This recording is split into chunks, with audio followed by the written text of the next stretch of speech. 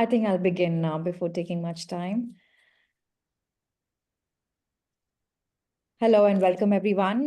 This is the Be Waste Wise webinar this month, and I'm Akanksha Singh. I'm the community builder at Be Waste Wise. As most of you all know that this is an organization which is discussing on waste dialogues on a monthly basis, addressing the need for knowledge dissemination on waste management since 2013. We are a non-profit organization, and we've been bridging this waste solutions expertise gap worldwide for over a decade now. If you see the value in making such diverse sustainability dialogues free of charge for everyone and anyone, then we request you to please support us. We will be sharing the donation page link over the chat as well, and we request you to please check out our website and donate if possible. Now, moving on to today's webinar discussion, we will engage in a very interesting discussion with leading experts as we explore the pivotal role of the mixed waste sorting in minimizing residual waste and advancing resource circularity. We'll be gaining insights into the latest innovations, real-world applications, and strategies for integrating MWAs to create a more sustainable and circular economy. To moderate this session, we have again Piotrek with us, who's having more than 13 years of experience in circular economy policy development. He's a council member of the European Environmental Bureau and a board member of the Polish Zero Waste Association, as well as the Circular Economy Program Manager at ASEN Foundation. Piotrek, along with his fellow panelists, will delve into how MWS can serve as a vital addition to the waste managers' toolkit for recovering and recirculating valuable resources.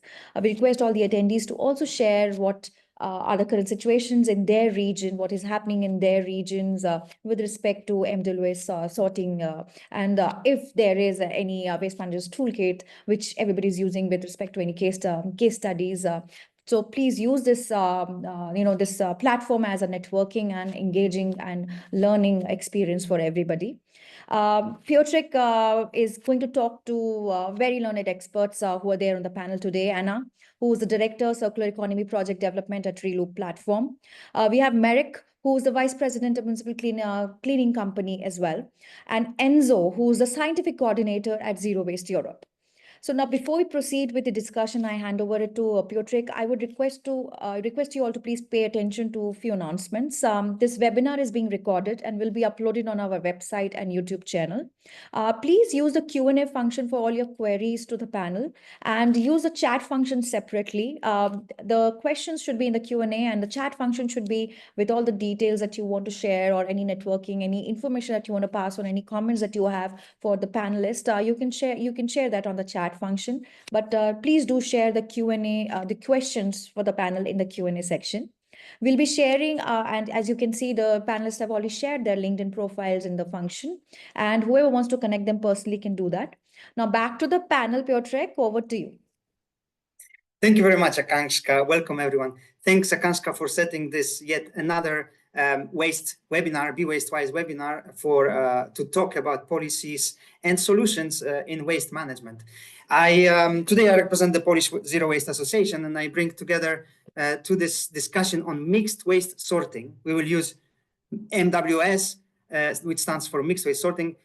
This topic is today very crucial. I bring today my colleagues from Poland, Marek, Anna from Sweden, and Enzo, who is also, I have to say, since very beginning of my time in waste management policies, is my personal mentor. I learned a lot from Enzo, so I'm very happy to have you here also to show the context of the discussion today from the scientific perspective and also very practical perspective. And then we'll have also practitioners such as Anna, Marek, and few others in different parts of Europe to explain kind of their approach to mixed waste sorting that is complementary tool in the toolkit of waste managers at local level, and how it can be also how this can complete the wider spectrum of different approaches such as MRBT or biological stabilization, also disposal, and how all this is actually a transition towards where we want to go, which is zero waste and circular society. Because of course, even with we all aim for separate collection, but we also know that there is still a fraction always that is not collected as it should. So what do we do during this transition period with that mixed fraction? And we will show you our approach. We'll discuss about that as well. I'm very happy to see many participants from different parts of the world. Sometimes it may feel that we have a very European approach, but actually, please then track us towards also your situations and explain in questions and answers and also in the chat your situation, and we may for sure will take it on the table to discuss, because we have about 45 minutes of different interventions, and then we'll have 45 minutes or so for questions. So please feel free to ask questions and also share your links or any documents you want to share in the chat as well, the links to documents to share with everyone. So last point I wanted to say, which I forgot now, but so I really don't want to spend more time on explaining my vision. I leave the floor maybe first to Enzo. Yes, to Enzo, who will set up the context. Yes, there is one thing I wanted to say. So just yesterday, we learned at the European Commission that the next revision of the Waste Framework Directive is going to analyze the feasibility, and actually it will oblige to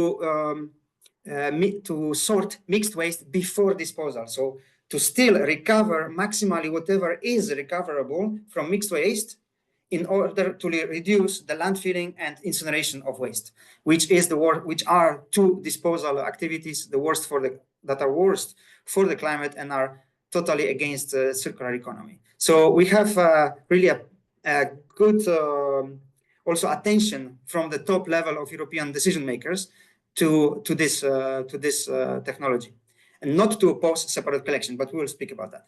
But what I just said might sound European-centric, but let's also see that those directives that are developed here, they very often inspire other geographies. So also we have to understand that it may have impact on other geographies. So let's have this international discussion here. Okay, yes, indeed. Before we start, Enzo, sorry, we have a poll. Quick question. So Akanshka, if you can put it on the screen, a quick question where I ask everyone to answer their answer. So the question is, what do you think is the capture rate achievable through separate collection of targeted materials? Whether it's around half of the targeted materials, 50%, about 70, 90, or we can reach up to almost 100%. Let's give ourselves 1 minute to reply this question. We have a good number of participants, the 86 participants. Thank you for joining. I know it might be late for some of you in Asia, or very early in the States or Canada, but thank you for joining. Let's have 30 more seconds. And we'll have the results when Akanshka will end the poll.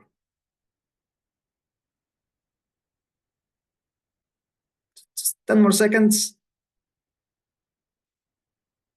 We have 74% people participated in this poll. So I think Akanshka, let's stop and share results. I share the results so everyone can see now.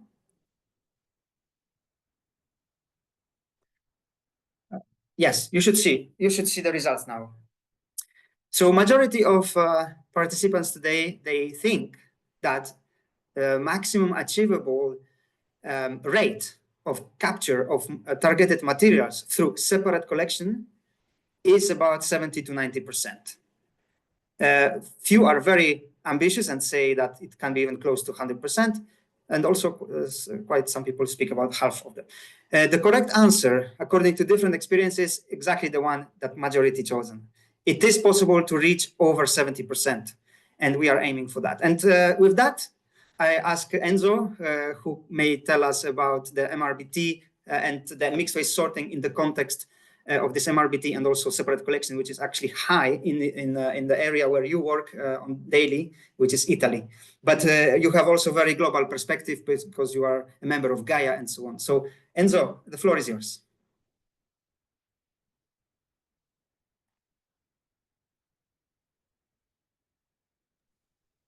Yes, and so we don't hear you. Can you hear me? That's great. Yes, you can we can see my hear slide. I will put Yes. them on slideshow mode. I think you pitched it perfectly, Piotr. So basically, we say while we are paving our way towards zero waste, which is our primary interest, because we are zero wasters, while we pave our way towards zero waste, we want to take on the responsibility of residual waste. We want to minimize residual waste progressively, putting the ambition of separate collection, recycling, and waste reduction higher and higher. But also, during the transitional period, we want to take on the responsibility in order to minimize right away the impact, the environmental footprint of the management of residual waste. We call it the bridge strategy. So we are working concurrently on separate collection, pay-as-you-throw, deposit return systems, redesigning for recycling, and so on and so forth, and also on the minimization of impacts of residual waste management. But let's start from the basics. I would call it circular economy for dummies, but we are all dummies because we are just in the starting phase of circular economy. Already a few years behind us, but what are a few years in front of the eternity? So we have got many, many centuries to go towards the circular economy, and we want to improve and improve and improve. But let's consider the basics of circular economy. Not just of circular economy, but also the basic rules in the age of decarbonization, because these are probably the two main environmental drivers when we consider waste management, not just circular economy, but also decarbonization of the system. We want to minimize the leakages of resources, and you know the butterfly diagram, which was codified by the Ellen MacArthur Foundation. It's a very beautiful way to display circular economy, whatever we may do. And the most important information is in the tail of the butterfly. So those are the leakages we want to minimize. Residual waste, whether it goes to incineration or it goes to landfilling, has to be minimized because both incineration and landfilling are linear options. They are not circular. They are destructive of resources. We want to maximize recycling, composting, and reuse. This is the priority, not just for ethical reasons, but also for the cross connections with the extended producer responsibility, also to create new jobs in the collection services and so on and so forth, which is important. It's a new economy. Let's fully deploy the potential of separate collection. And this requires flexibility because the amount of residual waste right now is not equal to the amount of residual waste in 10 years' time, 20 years' time, 30 years' time. You know, when I started, in Europe, we produce around roughly 0.5 ton each mixed and municipal solid waste. And when I started 35 years ago to work on implementation of separate collection systems, the amount of residual waste was basically 500 kilograms per inhabitant in year. So almost 100% of mix of municipal solid waste. But now, in many areas, it's down to 100 kilograms or even 50 kilograms and even less than that. But such a long path we have to go requires flexibility. We have to avoid any lock-in in the system. Reduction, reuse, and separate collection are the priority. And we have to comply with the obligation on pretreatment. This may be a legal obligation as it is stipulated in Europe by the Landfill Directive back in 1999. Still, a few countries are missing the compliance with this obligation. Or it may be a moral obligation. Even in other areas of the world, we know that most of the environmental footprint of waste management comes from emissions of greenhouse gases from landfills. So you should say, shall we shift to incineration? No, because incineration spews fossil carbon dioxide into the atmosphere. There are better and cheaper solutions which may be implemented right away, still keeping the system flexible. We will discuss it in a while. And we want to minimize the climate footprint of methane from landfills, and we want to avoid fossil carbon dioxide from incineration. Incineration also causes the lock-in. I would say the main problem with incineration is the lock-in. At some point, when there is too much incineration capacity, there's always some friction between circular economy and the incineration capacity. So at Zero Waste Europe, we crafted this beautiful equation, which is D2D, door-to-door separate collection, the best way to implement separate collection of recyclables and compostables, plus pay-as-you-throw, the polluter pays principle, which is a further trigger, a further driver to improve the behavior by households, by economic activities to recycle as much as possible and to reduce residual waste. Plus, DRS, deposit return systems, in order to capture as much as possible some packaging materials, typically the beverage containers, and the return rate gets to skyrocketing levels in excess of 90%, typically in all European countries which have already adopted DRS. Plus, mixed waste sorting helps us maximize the total recovery of resources, and therefore we minimize disposal, whether it is landfilling or incineration, and we minimize the overall environmental footprint of waste management.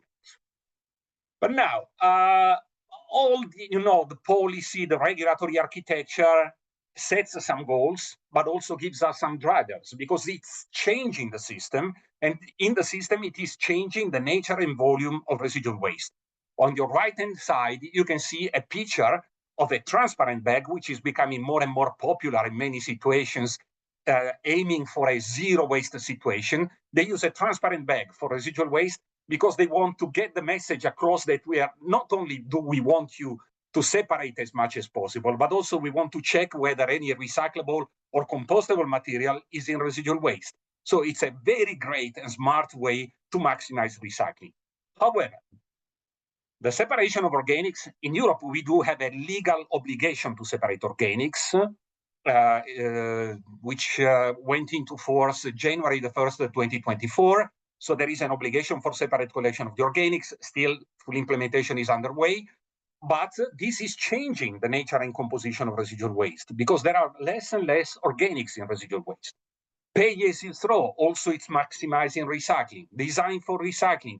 Less and less packaging will be hard to recycle, and more of that will be easy to recycle. And this is a principle which is beautifully stipulated in the brand new packaging and packaging waste regulation, which was adopted lately in the European Union. So what happens? The non-packaging plastics, which are not targeted by EPR systems, separate collection of plastics targets packaging, but non-packaging plastics, typically scoops, toys, brooms, whatever, they concentrate in residual waste, and still it's valuable polymers. So why should we be losing them in disposal? It makes no sense. And organics are bound to decrease, given the increasing focus on separate collection and sometimes also the legal obligation to separate organics. This all goes towards a better possibility to sort out materials from residual waste, because less organics implies it's less sticky, less dirty, and so more easy to be sorted into different materials, not just plastics, but also metals, and also paper and cardboard. So now let's take a look at the way residual waste looks like in a few comparatively advanced situations. The city of Milan, which is the most advanced city, it's thanks to a very aggressive and ambitious program to separate the organics, which is covering 100% of the population. 87% of the total organics generated by the city are captured through separate collection. In Milan is currently around 65% separate collection rate. So it's quite well advanced for a city, totally 1.5 million people, of course. And then Ljubljana, the national capital of Slovenia, which adopted a zero waste commitment back in 2014 with an aggressive separate collection program, a zero waste program. They are around 75% right now in separate collection. Let's take a look at the composition. As you can see, materials which were not captured because no separate collection system is 100% perfect. That was the starting question you posed to the audience, and most of them answered correctly. So we want to go as close as possible to 100%, but still we are a few steps from that. And so the materials we cannot capture, they concentrate in residual waste, because residual waste is a much smaller amount of the starting amount of municipal solid waste. So you can see 29% of paper and cardboard, plastic 11, 13%, other plastics, which is non-plastic packaging, 2% in the case of Milan. And look how low is becoming the percentage of organics. We started from 30, 40% of organics in municipal solid waste. Now we are around 10%, sometimes below. But you may say, yes, 65% is a good level, still not optimal, because we want to go towards 100%. What does it happen when we improve and improve and improve, which was what we do daily? Yes, I'm the scientific coordinator at Zero Waste Europe, but scientific coordinator seems a little bit boring, you know, such as I only deal with labs and mathematical formulas, but I'm an implementer. I implement separate collection systems, I implement recycling programs, I implement composting programs, reuse programs, and so on and so forth. And so let's see how it changes in time, the composition of residual waste. So we do have heaven on earth. There is already a few situations. If you consider the province Treviso is not a small rural area. It's one of the most wealthy areas in northeastern Italy. It totals a population slightly below 1 million inhabitants, and they are already at 90% roughly separate collection level. 90%. It may be done. It may be done. So zero waste is possible. You may go towards zero waste. However, the most important, as you can see on the right-hand side, is that they really minimize the amount of residual waste, which is below 50 kilograms per inhabitant and year. So starting from 500 kilograms, which is the European average, they went down to 45 kilograms of residual waste, still needing disposal. This is the leakage of materials from circular economy. But let's take a look at the composition analysis in Treviso. With 90% separate collection, still the amount of residual waste shrinks, but it concentrates materials which were not captured by separate collection. So as you can see, sorry, it's not going on. Yes, all together. As you can see, first of all, organics very, very low, down close to zero, even though you have to consider also the fines. You know, in composition analysis, we sort out the fines, the minus 20, 80% of the fines is organic materials, bio-waste. So, but even considering that, they are consistently below 10% organics in residual waste. So residual waste is fully easy to be sorted out, to be recycled for the targeted materials. Plastic packaging, 23% on average. Other rigid plastics, scoops, toys, 5.7%. Paper and cardboard, 10%. So this all gives us a great potential for recovering further materials. But you may consider also textiles and clothes in the near future. Why not? Why not? So with this as a basis, you have the potential diversions through mixed waste sorting, which depends, of course, on the composition of residual waste, but also on advancements in technology. For instance, if you consider plastics or fibers, paper and cardboard, it depends on the number of optical sorters, whether or not you implement also ballistic separation, whether you have got a hand sorting step for a cardboard, for instance, or for bidimensional plastic films. So you may go up to very high recovery rates. We have got a site in northeastern Italy, very close to Treviso, which has been doing this already for 15 years, and they are currently recovering around 35% of total materials from residual waste after aggressive separate collection programs, which took the district at 85% separate collection. So still there is an incredible potential to recover further materials from residual waste through mixed waste sorting. So what are the enabling conditions? Technological progress, the reduction of organics, implementation of separate collection programs, the additional charges, for instance, through the emission trading scheme, which will be adopted in Europe from 2028, which will charge the fossil carbon dioxide from incineration, and therefore, why burning plastics, which is fossil carbon dioxide once incinerated? Let's sort them out, and this is becoming a very powerful driver for mixed waste sorting. And then the so-called pull measures to create a market for more and more recyclables, such as green public procurements, which is exerting a very big share of the total demand for recyclables, and the minimum recycled contents. There are a few regulations and directives which are establishing these drivers for a minimum recycled content, for instance, for packaging plastics, for packaging paper, packaging aluminum, and so on and so forth.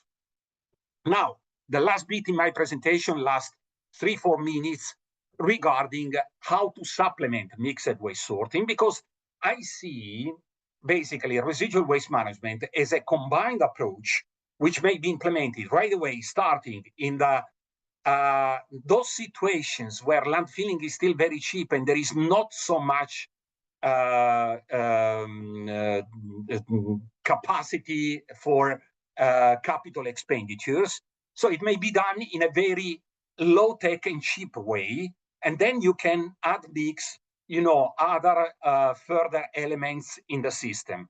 And this will be combining what we call material recovery and biological treatment. Material recovery and biological treatment is nothing else than the combination of mixed waste sorting we have been discussing so far, and biological stabilization of the dirty organics, which are still included in residual waste.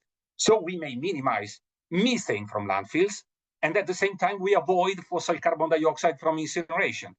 And above all, we keep the system operationally flexible, avoiding any lock-in. Because an MRBT site, in a very simple way, may be defined as through a combination of recycling sites. I'm sorry, sometimes there is some lags in my, so it comes. Some recycling equipment and some composting equipment, or it may be a composting processing approach in a very low-tech and cheap way, such as open windrowing. So it may be done everywhere, including Africa, Asia. In Asia, there are huge funding programs for incineration to take the organics out from landfills. With much cheaper solutions and keeping the system flexible, this may be done through biological stabilization on the very landfill site. And still it keeps the system flexible because there will be no lock-in with the need to feed an incinerator there.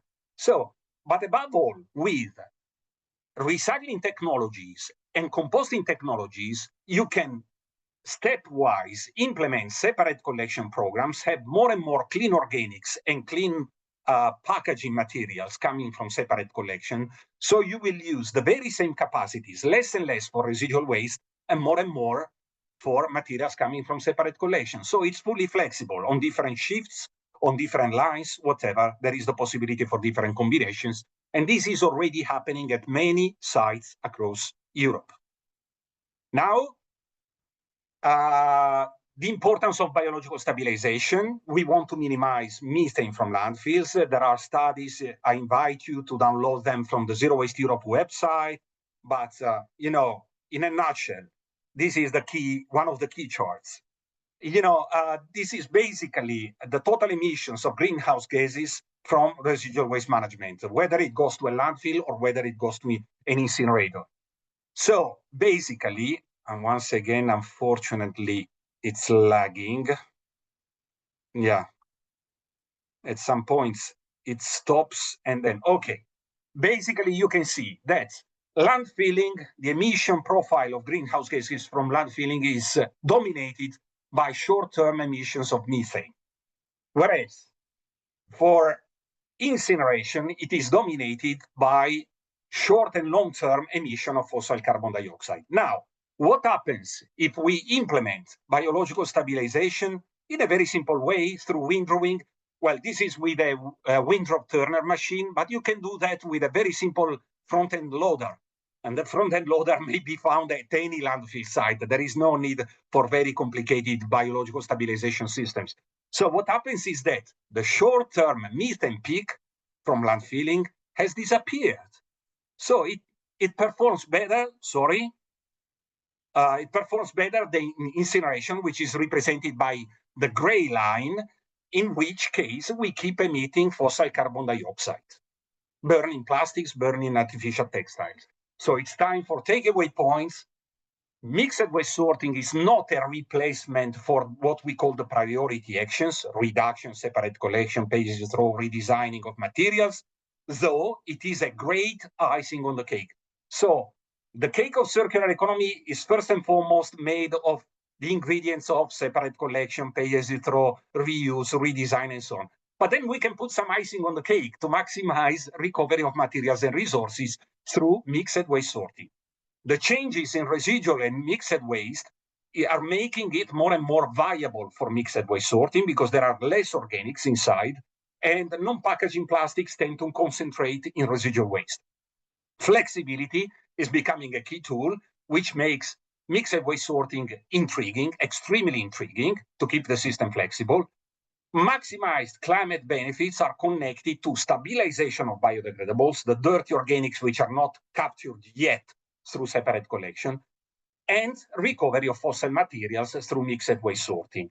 And should I give a final recommendation to people from all around the world? I'm the happiest man in the world today because I've seen people connecting from all over the planet. But please consider right away implementing biological stabilization at your landfill sites. It may be done in a very cheap, low-tech way, and it improves remarkably the system right away, still avoiding to create any lock-in, so you will be able to keep working towards zero waste, towards utopia. Thanks for listening. Grazie. Thank you so much, Enzo. Really great. I will already ask Anna to put up the presentation, but let me just wrap up. So as we go to separate collection through door-to-door separate collection, as we incentivize to more ambitious policies such as pay-as-you-throw, such as we also go for deposit return system, which I think Anna will also speak about, then the completing part is really the mixed waste sorting to still recover whatever is recoverable. For example, you mentioned toys. Indeed, useful material, but it's not covered by EPR, and therefore it might not be in a separate collection targeted material in many places. But yes, all those policies plus prevention policies, plus also EPR that is really rolling out all over the world, will make the case that we go for separate collection, and more decision makers, as I observe around the world, they understand this finally, and I'm very happy for that. There is still a case to look at mixed waste and not just dump it or not just burn it because it's really losing resources. And then your point about climate, really, yeah, methane especially. So the biostabilization, we reduce methane emissions, and so many agencies around the world are looking into climate as a priority. So I think this is really the case to. This is such a strong argument and affordable, as compared to just blunt incineration of materials, which is actually very climate impactful, unfortunately. So, okay, great. Thanks for setting out the context. There were a few questions, but we'll come back to them. And also, we will speak about the global context. I will ask you some questions about that. So please, participants from the Global South, also stay and towards the discussion at the end. But now I will ask Anna, who will, share her presentation about further recycling and further downstream separation of mixed waste. Anna, the floor is yours. Good evening, good afternoon, and good morning to everyone. Can you hear me well? Piotr, can you confirm? Yes, all sounded clear. Good, great. I will continue on the topic of icing on the cake, as Enzo referred to, and I will talk about the potential for maximization of the circularity through downstream separation of mixed waste. I represent ReLoop platform, and today's topic is represented in one of ReLoop's programs, which we refer to as Collect More, Sort More. And let me give you a little bit of the analysis in the beginning of my presentation. In Europe, we have been doing separate collection for many decades. But as of today, we can say that separate collection has its limitations. After many years of awareness-raising campaigns, more efficient and less efficient still, citizens, consumers leave a lot of recyclables, especially plastics, in the mixed waste or in the residual waste. I will come back to the terminology in the end of my presentation. Also, now when our objective is circularity, separate collection cannot be perceived as the final step prior circularity processes, because we need to decontaminate even the resources from separate collection, and we need to sort them to the appropriate granulated types in order to fit the circularity processes. So downstream separation of mixed waste is already deployed. We can conclude on this, and is deployed for main three reasons. First of all, for the fact that we need to capture more recyclables from mixed waste. Second reason is we would like to ensure the quality of the desired granulation of the specifications needed as substrates of secondary materials to recycling and closed loop recycling. And we also have ambition to reduce carbon footprint. So let me give you the example, and there are many of them. Today I will speak about three, and first of the examples come from Sweden, from the Federation of Municipalities located northeast of Stockholm. SORAP has about 500,000 citizens, and this Federation of Municipalities decided to deploy the downstream separation for mixed waste category for two reasons. To reduce the carbon footprint. In Sweden, there is ETS imposed on the incineration plants. So every ton of carbon dioxide equivalent represents a fee that has to be paid. Also, this federation wanted to reduce the recyclables that would be going for disposal in form of incineration, because that you can see on the left-hand side of the slide. Still, a lot of recyclables, a lot of packaging is left in the mixed waste fraction. More than 30%, and that value is unfortunately not the case for Scandinavian countries or for Nordic countries only. It is also represented in continental Europe. So for these two reasons, to increase the recycling and also for minimize and reduce the carbon footprint, the SORAP Federation of Municipalities decided to deploy the downstream separation. Let's go to the second example. And here already now in the middle section, you can see what I was talking about in the beginning. Source separation is not the final step prior to circularity related processes. You can see a lot of polymers that were sorted through the downstream separation of the mixed waste, and also from waste from the source separation in this municipality of Gdańsk in the north of Poland. Of course, it also resulted with the reduction of the carbon footprint, because every ton of plastic that is not separated either by citizens or at the downstream separation steps would unfortunately result with carbon footprint. And now the third example from Northern Europe, from Norway, where central sorting, as it is referred to, so downstream separation, is actually replacing the separate collection of plastic packaging fractions.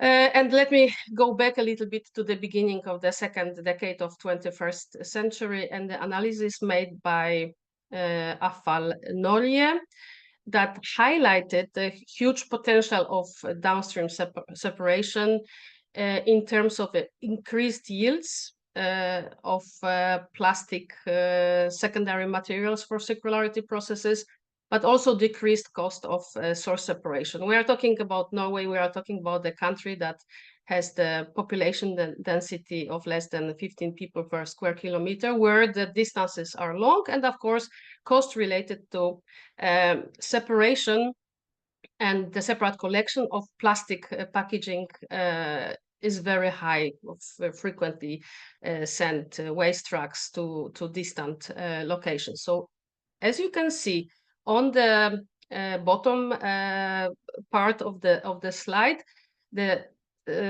central sorting is already part of the overall no waste strategy to achieve circularity and to achieve high recycling targets.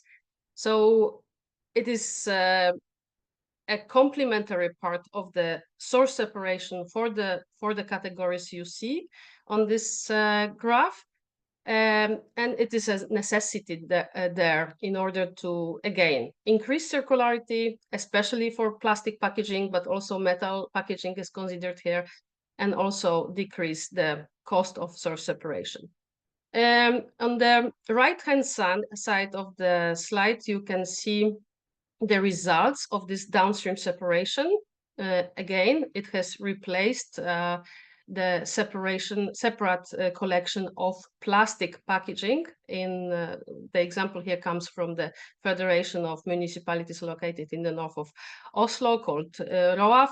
You can see the total input of the mixed waste, 75,000 tons, and you can see the overall fraction of plastic packaging sorted out, amounting to 6,000 tons and above. And last element on this presentation to maybe become a takeaway from this short intervention would be the comparison between the city of Oslo, which you can see, that is basing their source separation on plastic in form of separate plastic bag, that where the citizens are supposed to leave the plastic packaging. There we only achieve 3 kilograms per citizen, and ROAF results, which is triple, and coming from the central sorting. So as I mentioned, it will be the strategy of the Norwegian municipalities to switch to this central sorting. And I would like to conclude that we need to distinguish between mixed waste and residual waste. Mixed waste was residual waste 30-40 years ago without the technologies, without downstream separation deployed back then. Now mixed waste is a very valuable fraction and waste category that can increase, as you can see, the recyclability and also circularity, not only in Europe, but also in other parts of the world. And for more information on this, I invite you to look at the Reloop platform website, where you can find more facts with regards to the program that we call Collect More and Sort More. Thank you. Thank you, Anna. Indeed, collect more of separately as much as possible, and sort more whatever is still in the mixed waste bag, because as you rightly emphasized, thank you for that, the mixed waste bag nowadays is still valuable. It still contains material and that can be recovered, and it contains also some fraction of organic waste that didn't emphasize that much, but in order to reduce the climate emissions from that fraction, it is also important to sort it out. So indeed, thank you for showing those 3 examples from the Nordic countries. That, Marek, if you can already, yeah. So thanks for showing those examples from the Nordic countries that could actually be very complacent and say, we already have a lot of incinerators. We will deal with all mixed waste because it burns well. But no, they don't like this approach. As you see, they are changing. They are trying to still go towards circular economy as much as they can, which will, in the long term, phase down the need for incineration. And I guess we will also speak about that. So thank you, everyone, for continuing listening us. Now let's just listen to a very concrete example from Poland, Kraków, second biggest city. And Marek is actually working at the waste management company, the municipal cleaning company. So a practitioner that is directly responsible for waste management. Thank you, Marek. You can just change into a presentation mode. Yes, here presenters. The first przełącz widok. Not yet. Not yet. One moment. No. share presentation mode first. Okay. Down the small icon of presentation.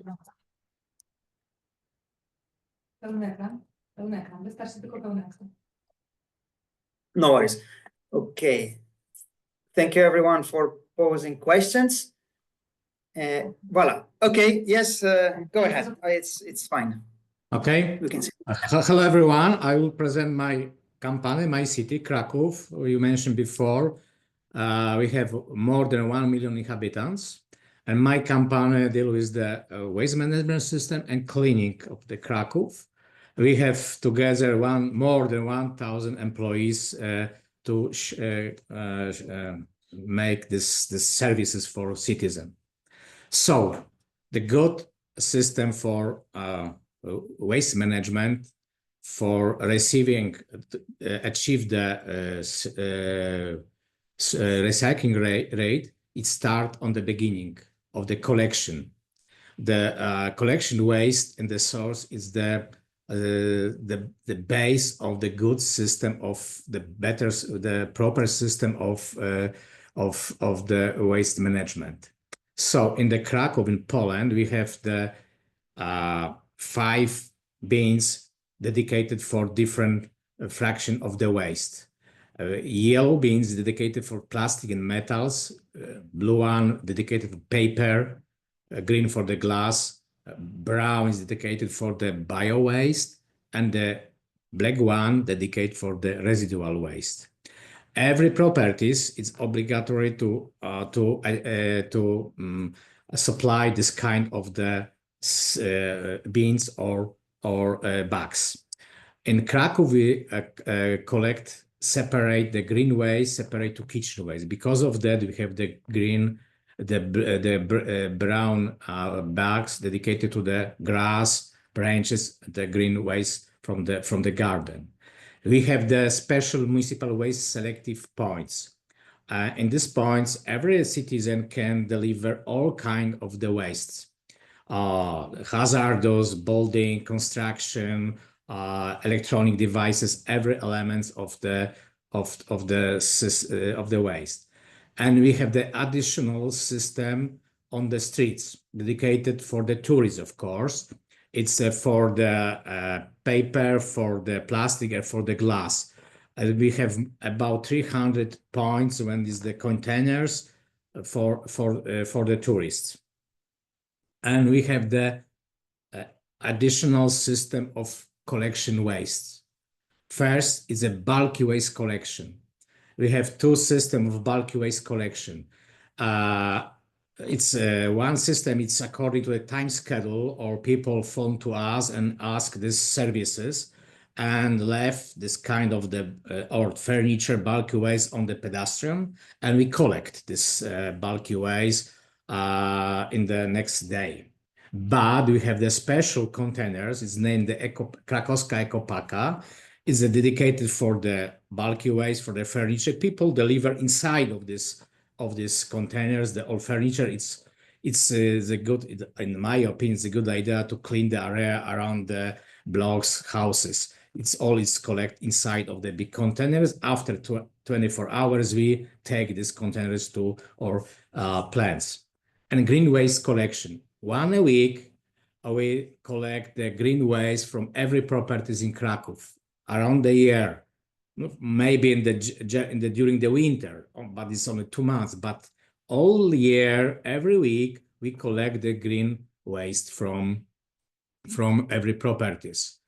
And we have one we mentioned before, door-to-door service. We have first element of door-to-door service is electro waste collection. We have the special team, and people order this service, and my employees go to these houses, flat, and take away this old washing machine or the another electro waste elements. And the new element, it's new. The next door-to-door service is collection of the textile. And Poland, so in this system, we start in 2015 together with the Polish Red Cross. This name of Marek, I'm sorry. It's great to hear those separate collection activities, but can we move to mixed waste sorting? The next element, because if we collect separately more fraction, the mixed waste will be better to treat on the sorting plant. Yes. And the next one is, of course, the eco boxes for hazardous waste located in front of the shopping mall. Of course, so we try to change the mind people, citizen. We consider waste not the rubbish, it's the waste, is the new raw material. Why? Because in 2035, we have to obtain 65% of recycling rate in all cities, municipality. Because of that, we plan to, from 2016, we start operate sorting plant dedicated for mixed waste. We sorting 50% of all stream of residual waste from Kraków. It's a very modern installation, and we separate this 50% of the all stream from Kraków. Why? On the right side, we have the morphology of the mixed waste in Poland. And on the left side, we have the morphology of mixed waste in Kraków. Of course, we have the organic waste is more than 40%, but we still have the paper, plastic, and glass, textile, metals, hazardous waste, all elements. People segregate not the proper way. Of course, we have the special program for education program. We educate more than 20,000 children, adults every year. We educate the teachers, but it's not enough.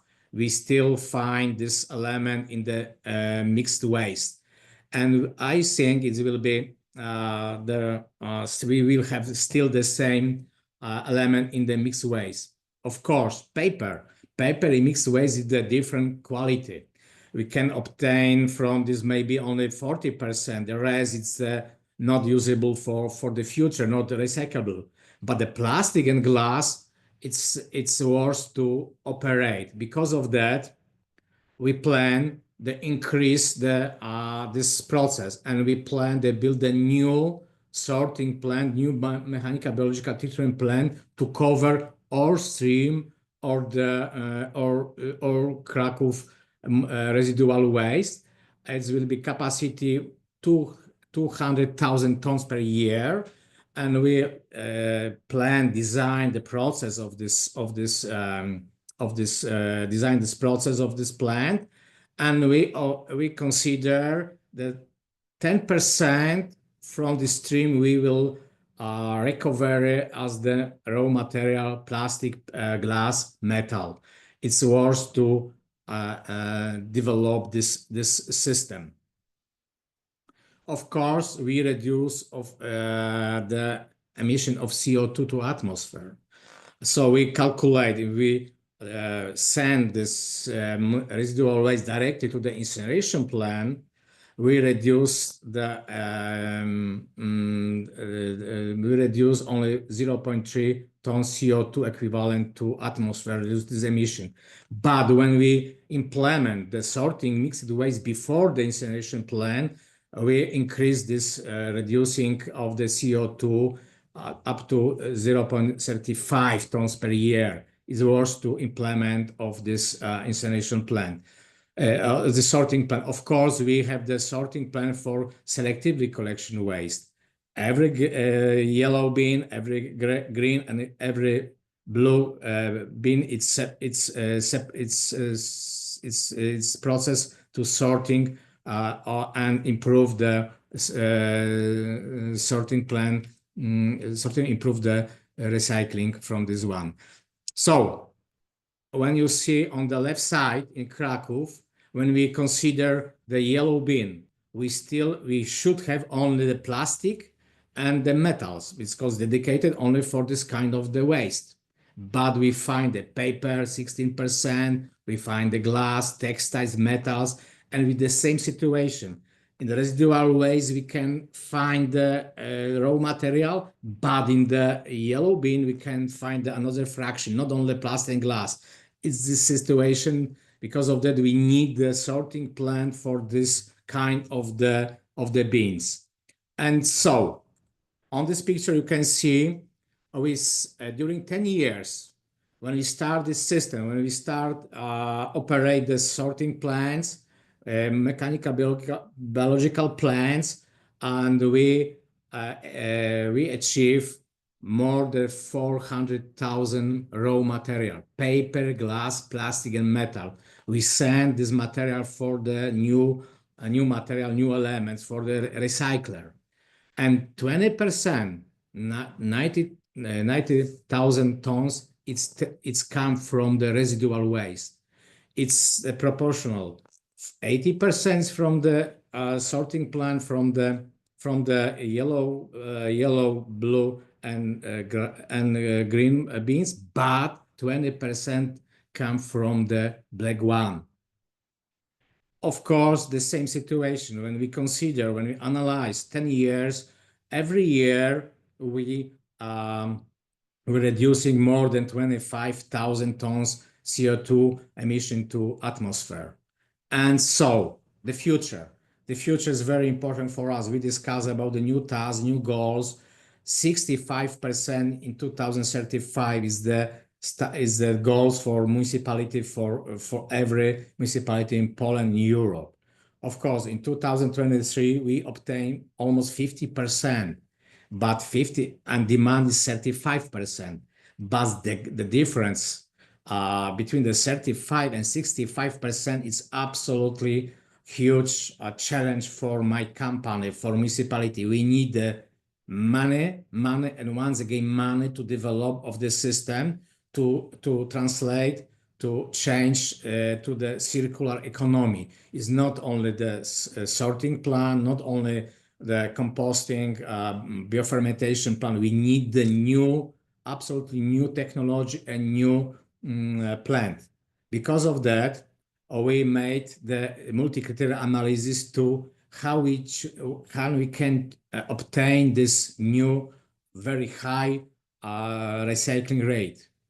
And so one of the elements of this is, of course, that building the new sorting plant for the residual waste, new plan for the bulky waste, new plan for the biogas, but the most important is a plastic recycling plant. It's the picture of the circular economy in my city, in my company. So at the beginning, we have the yellow bin and the black bin.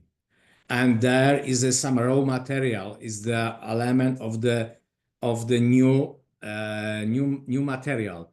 After collection, we sorting in my sorting plants, and then we send to my new factory, plastic recycling plant. We start in September this year, last year, this sorting, this plastic recycling plant, and we obtain some granulates. And only short movie, and I will finish.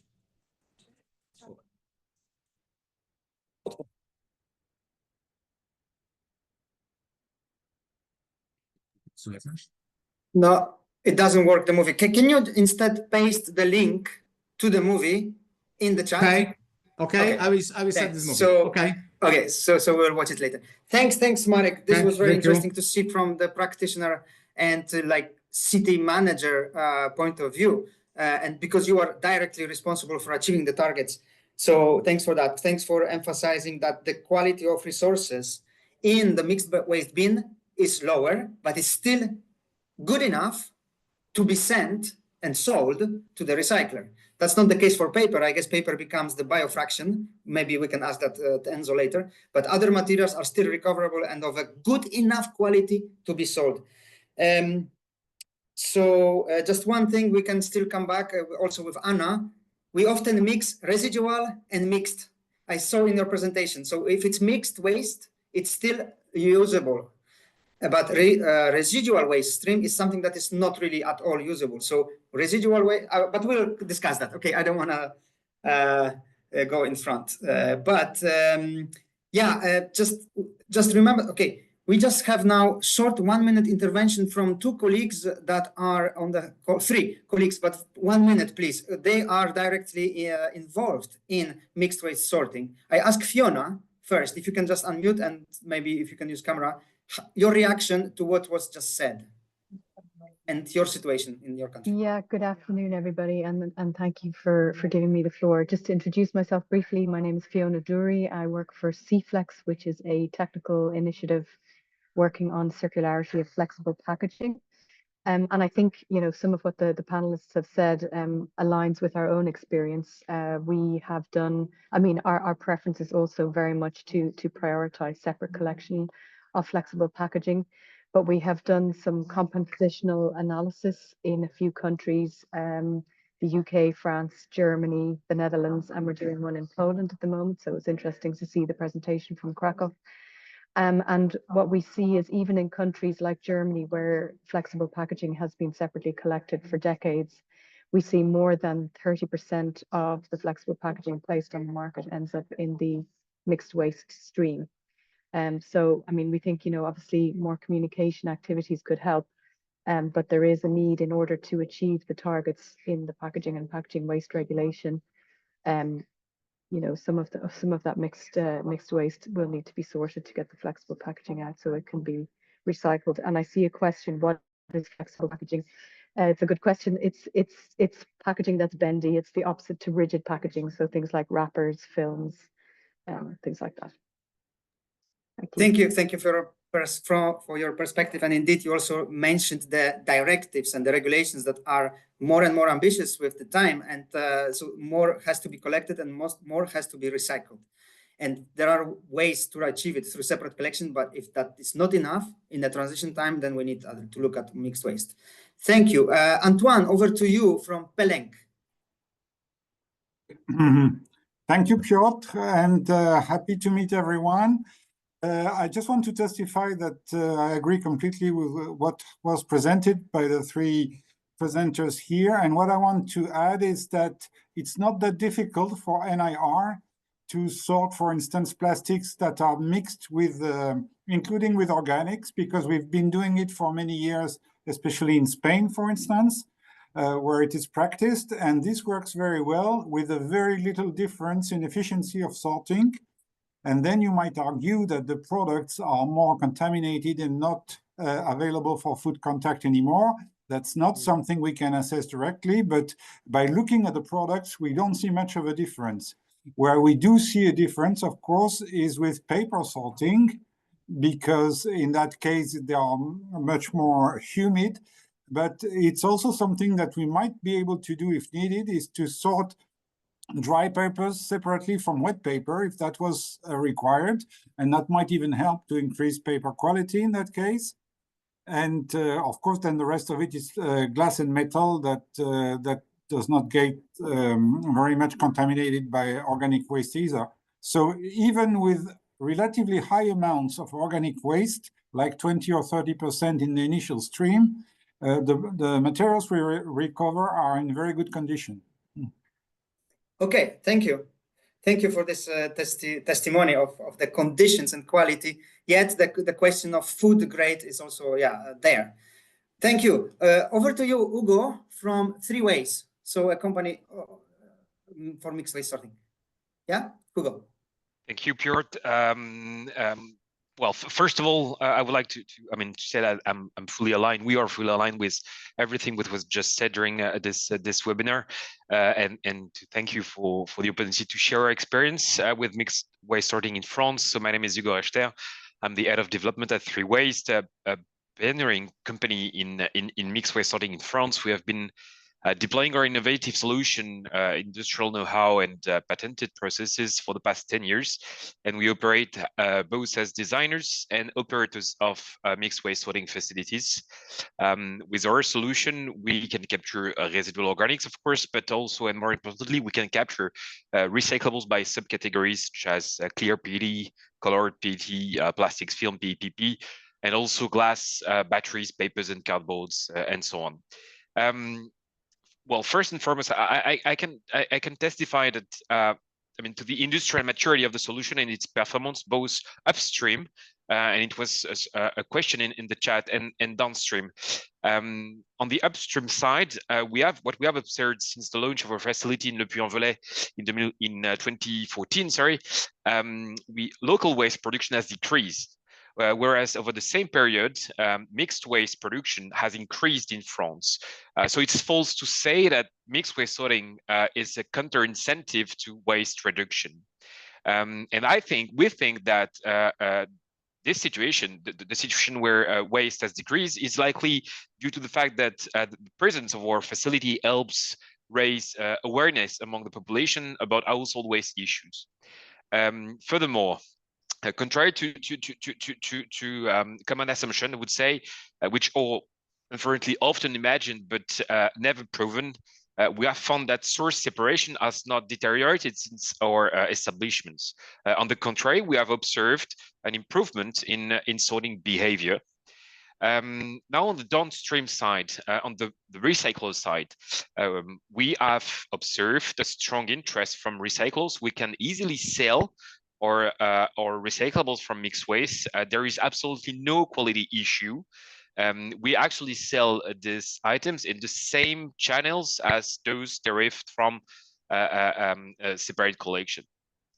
Very quick, from my position in France, I would also like to emphasize one thing that was not really said about mixed waste sorting is actually the fact that our facilities are modular.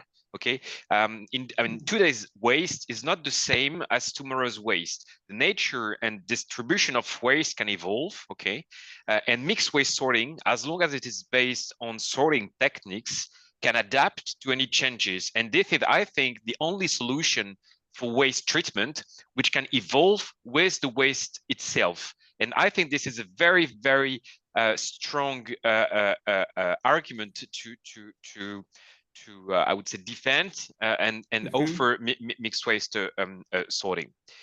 From an economic standpoint, also as we are on the side of operating facilities, what I can say is now that a mixed waste solution is a really competitive solution.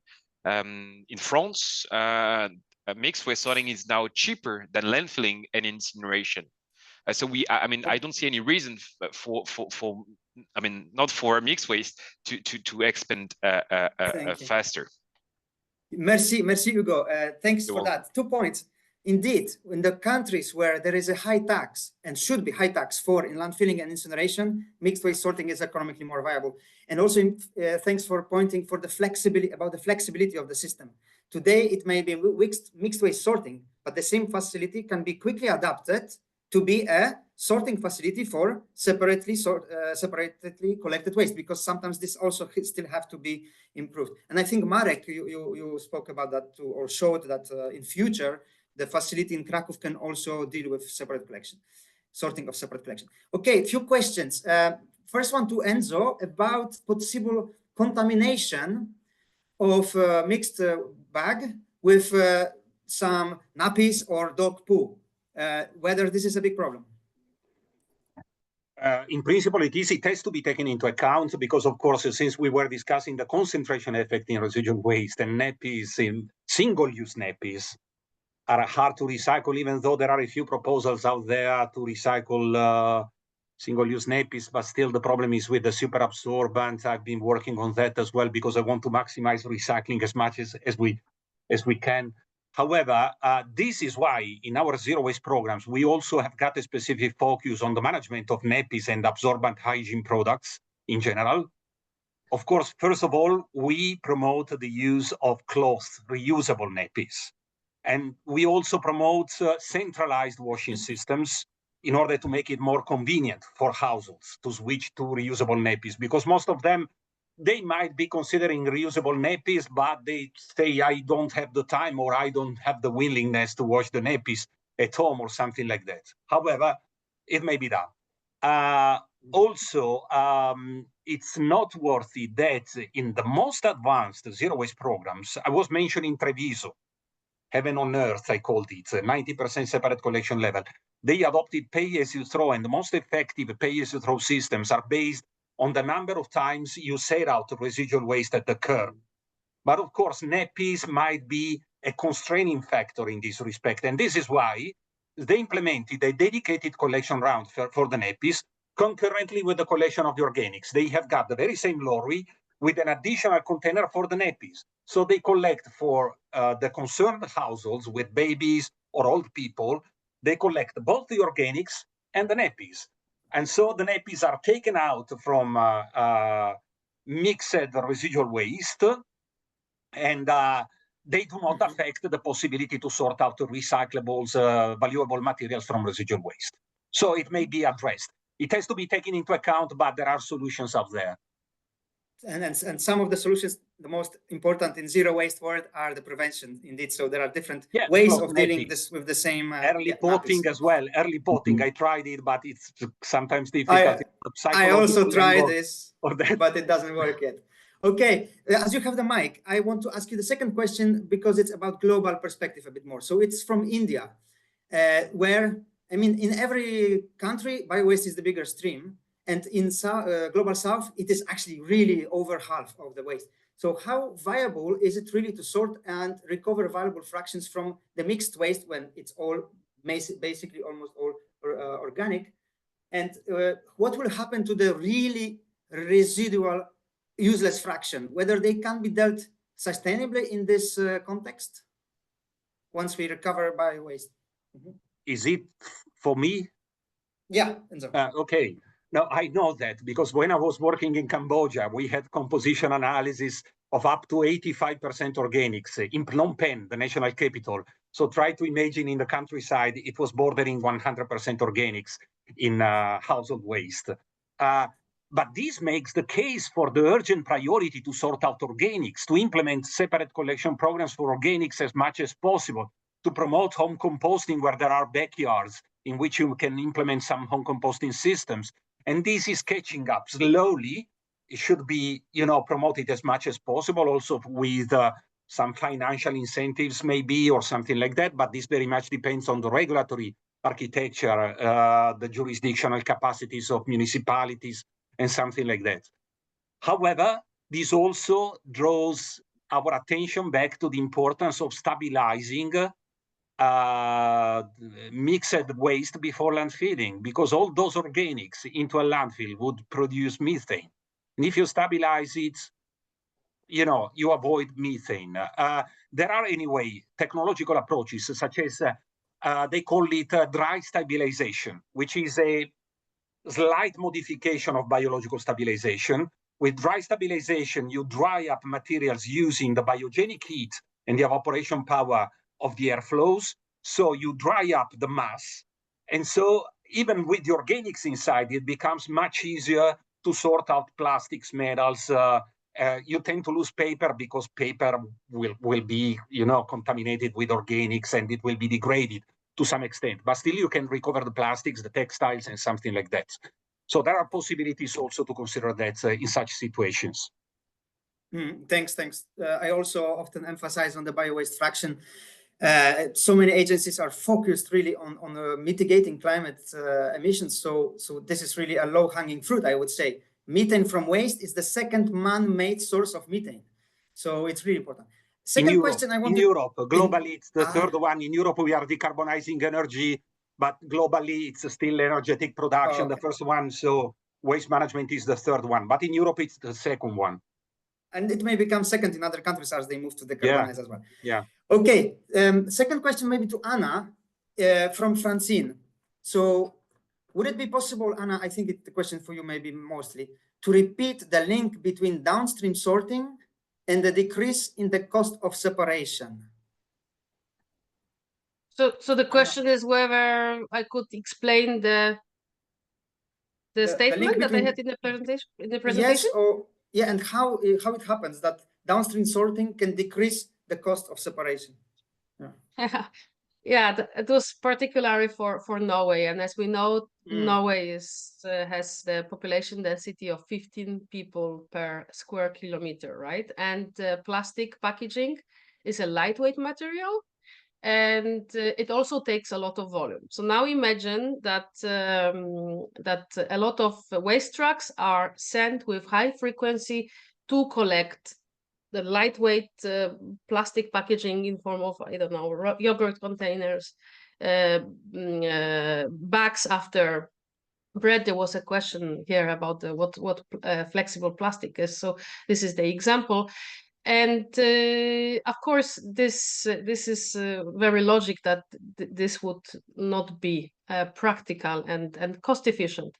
So therefore, looking into, actually, that was, as I said, in 2010, 2011, into the solutions already deployed in Europe in form of mechanical biological treatment. So the old school from many decades ago. The consultant of Afal Norge found out that yes, there are indeed opportunities with the downstream separation. So separation based on the technological solutions, unlike the separation done by the people at their households. And they also found out, based on the Norwegian conditions, based on the fact that back then it was 14 people per square kilometer, it would be costly to send the trucks and to collect the plastic packaging that takes a lot of volume with, of course, huge frequency. Therefore, the statement and now the plant and the facility I presented, ROAF, actually became the role model for other Federation of Municipalities and regional waste management in Norway. But all in all, we have to be mindful of the fact that the plastic, and especially plastic packaging, is growing, both in terms of the volume, but also it is becoming a major part of our packaging materials, and we will need to find solutions for the cost efficient collection. Looking back to the beginning of my presentation today, we know that separate collection has its limits. And again, for the circularity processes, we need the granulation of the waste categories. There is a limit in terms of how many containers for plastic polymers I can have at my garden. So therefore, it will be very interesting to explore the opportunities related to the downstream separation of mixed waste, especially as Norwegians discovered for the plastic waste fractions, and they already talk about the metal packaging as well. Thank you, Anna. Oh, Antoine, you wanted to add something? Yes, actually, it's even the separation capabilities of the optical sorters today are very powerful, and we can even start from a mix of all recyclables together and get to a very granular sorting in the end, material by material, and even further than that, even with newer technologies, including artificial intelligence and markers, we can go down to differentiating between product usages. And so we can go very far in this direction. What I wanted to stress is that for people from India or from Global South, yes, we can start doing separate collection with high amounts of biological waste. We have proven that a long time ago in Spain already. And so it can only become simpler nowadays. But what I want to stress is that I think handling the biological part is maybe not possible to separate from the fact of recovering the recyclables. Because once you end up with your bio-waste left in your facility, you need to take good care if you don't want your bio-waste to methanize in nature. So you need to treat it properly. And I think this part is more tricky from a technical point of view than sorting the recyclables. Oh, yeah, so thanks for pointing that. It's not about sorting only, it's also about biostabilization, dry or what Enzo mentioned. You mentioned something that we can drop a separate collection because the sorting optics are so good. I would be careful. No, it's not what I'm saying. We can mix all recyclables together to make a simpler separate collection. That's more or less what we are doing in France. Commingled. Commingled, yes. Which is just the important point is to keep the wet waste separate from the dry waste. All right, thanks. This is practitioner point of view. I just wonder how citizens will get that when they were for so many years asked to separate, and we are separating, and now suddenly no. I think still there is a case for separate collection needed. One interesting question from Neil Pitcairn, maybe to Marek or to Hugo. So, of course, in the mixed waste bin, we find organics and we find packaging, so plastics and different. But we sometimes find very weird materials, for example, batteries. How do you deal with them in Krakow, for example? Do they pose problems? And yeah, how mixed waste sorting machines? Yeah, okay, Marek. Yes, of course, it's a very good question. So in the residual waste, the mixed waste, we can find every kind of the waste. It's of course the problem. Because of that, we should improve. We should the special program for the batteries. We have the special program for collection the batteries. You have these small eco boxes in front of the shopping mall, and you can drop there some small electronic devices, batteries, some medicine, etc. It will be the more development system of collection, the different fraction before the before the drop some waste in the residual bins is will be better. But so the next steps is of course the more advanced technology. Yeah, if we involve when we implement the sorting plan with the high advanced technology sorting equipment, optical equipment, and AI, is it possible to avoid this kind of the problem? But generally, yes, we can find some elements of the hazardous waste, batteries still. It's a real problem. But what I mentioned before, the program, education, the program to collect before the normal collection system in front of the shopping mall, in the public places, it's reducing the problem. So not eliminate, but reducing the problem. Yeah. So all upstream solutions to incentivize separate collection is important, but sometimes they still end up there and they may cause problems. So whether the machines are as you say, but it's techniques of to course intercept it. Yes, we have to implement the new technology, new machine, but we need the money for this kind. Yes, if we build a new plant, a new sorting plant, new recycling plant, etc. Of course, we need the money for this kind of at this moment, it's a problem to lack of some recycler for some kind of diffraction. We can separate every elements. And we use the very sophisticated equipment, but for this process, we need the money and time. Thank you. There are a few other questions, but I see also hands from Hugo and Anna about this. Hugo? Yes. Very short. Very, very short. Just wanted to indeed, with AI and modern sorting techniques, we can extract. Actually, extracting batteries from mixed waste is not the most difficult task. The most difficult task is identifying batteries within the mixed waste. This can be done by AI. But also what I would say is that most importantly, where we see fire starting within mixed waste is actually when we have friction. Is when two batteries touches each other. So I think that it's the way to approach mixed waste sorting. You have to avoid shredding. We always see fire when you shred mixed waste as a first step, as a first process step. And avoiding shredding is more important. Is actually probably the most important thing. If you shred waste, you cannot sort it ever. because I mean it's even more difficult to sort very small pieces of recyclable than extracting a bottle. So please avoid shredding waste, and you'll see you'll reduce the start of fire, and you will ease recyclable extraction. That's very logical. Thanks. Yeah, no shredding in the beginning. Anna.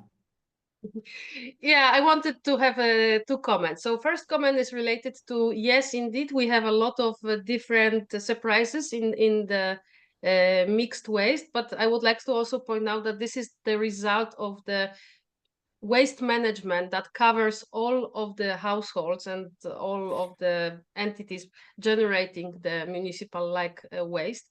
So I would like to give a little bit of advice to the countries of the global south that we should not be afraid of the fact that we would find a lot of different categories in waste, because this is much better to have a battery there rather than having that left at some riverbank or the beach or the forest.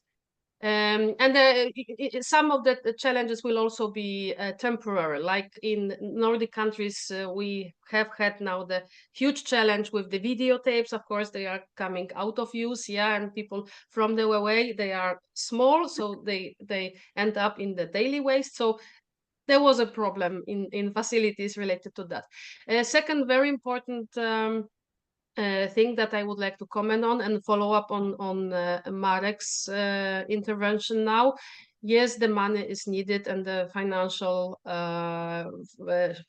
coverage is needed for the downstream separation of the categories of the recyclables from the mixed waste. And we are talking now about extended producer responsibility. As I mentioned in my presentation, this mixed waste fraction has to be acknowledged as the substrate for circularity, and the category that is worth looking into, but also it entails that the separation processes have to be covered by extended producer responsibility, be it for packaging or electronic and electric waste, as it was mentioned here as example. Thank you. Last intervention from Antoine, and then we'll have to slowly stop there. Okay. Thank you. So I wanted to mention that question was referring to the carbon footprint of the sorting operation. And I want to say that we have calculated that, and it actually is not that serious. The benefit of sorting is clearly far better in terms of carbon footprint than not sorting, and at different levels of granularity. So I think it is definitely worth it. And sorting in a sorting plant means that you don't collect separately too many categories up front. And that means you have less transportation costs as well, which is also beneficial for carbon footprint. So you should definitely try and sort the most you can. Thank you. Also in Marek's presentation, there was this proof of the savings of CO2 emissions thanks to sorting. Okay, I will slowly stop, but I wanted really to react to 2 points, and they are very close to my heart. One is about suitability of biostabilized fraction for composting or black soldier fly, and of course also Enzo confirmed these are not good to put on soils or to feed black soldier fly, because we could hamper further the ecosystem, but they are suitable for landfill cover. And also someone asked, I saw a question about methane from composting. Why we are worried about methane from landfill while there can't be methane from composting? Well, a well-done composting is not emitting methane, right? Methane. Maybe just Enzo, if you can confirm this case. I already replied in the question and answer box, and I said that, well, the person was making the case of home composting when it's not done right. But of course, we do not just want to promote home composting. We want to teach how to do home composting right. And I taught myself hundreds, thousands of people to do that right, enjoying that and avoiding methane. Yeah. All right. Thank you so much. I think we have to stop here. Akanksha is sending me messages to stop. It was a great discussion. Almost all questions were answered. I thank you here. I just wanted to say that among us experts, let's be more vigilant when we use the phrase residual waste stream and mixed waste stream, because now we see that there is a huge difference there. And this is important because this will impact also how legislation is set up at the EU level, and also maybe global plastic treaty will also look at that. So yeah, just for that, and thank you so much for all your work, practitioners, scientists, Enzo, Anna, Antoine, Hugo, Marek, and Fiona, and every participant today. I hope you found this relevant to some extent to your geography as well. And please do not hesitate to be in touch. All the speakers, I think they shared their LinkedIn profiles. If not, you have still 1 minute to do it. And Akanksha, over to you. Thank you to Akanksha for setting this up. Thank you, Piotr. And we are very glad that we all use this platform to share such informative insights, and many networked. I could see that the chat function had many connections and they were flooding with comments. So thank you all for being part of this webinar. We will ensure that we pass on the pending unanswered questions to the panel as well. As we mentioned, this webinar is being recorded and will be uploaded on our website and on our YouTube channel in 2 weeks' time. And if you would like to stay updated on the future events and upcoming webinars, then please do subscribe to our newsletter and follow on social media. Thank you so much. Good evening. Thank you. Thank you. Bye-bye. Bye. Thanks, everybody.